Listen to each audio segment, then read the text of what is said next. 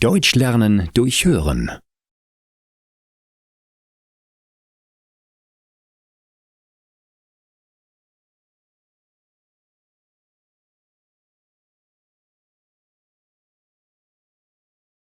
Ehrenamtliche Arbeit. Heute ist mal wieder ein stressiger Tag für Anna. Direkt nach der Arbeit fährt sie noch ins Tierheim. Aber nicht, weil sie dort ein Tier adoptieren möchte. Anna leistet dort ehrenamtliche Arbeit. Das heißt, dass sie ein paar Mal in der Woche im Tierheim hilft.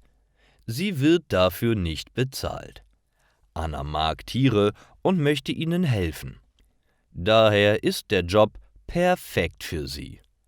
Doch die Arbeit ist nicht immer einfach. Die Tiere müssen gefüttert und gewaschen werden. Besonders die jungen Katzen und Hunde wollen jemanden zum Spielen haben. Anna verbringt so viel Zeit mit ihnen wie möglich. Manchmal möchten sich Freunde von ihr eine Katze oder einen Hund kaufen. Anna sagt dann immer: Schaut am besten zuerst im Tierheim. Die Tiere dort warten nur auf jemanden, der sie mit nach Hause nimmt.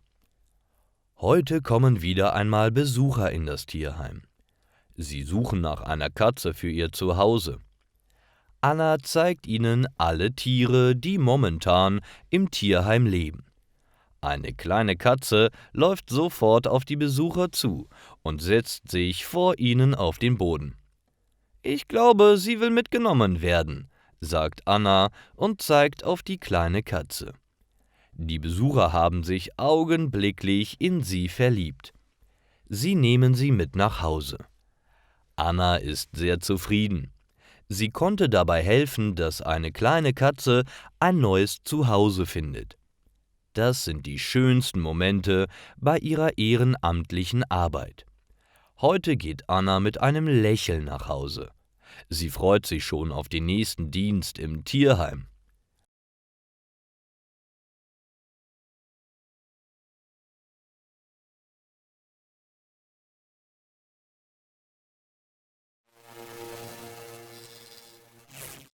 Deutsch lernen durch Hören.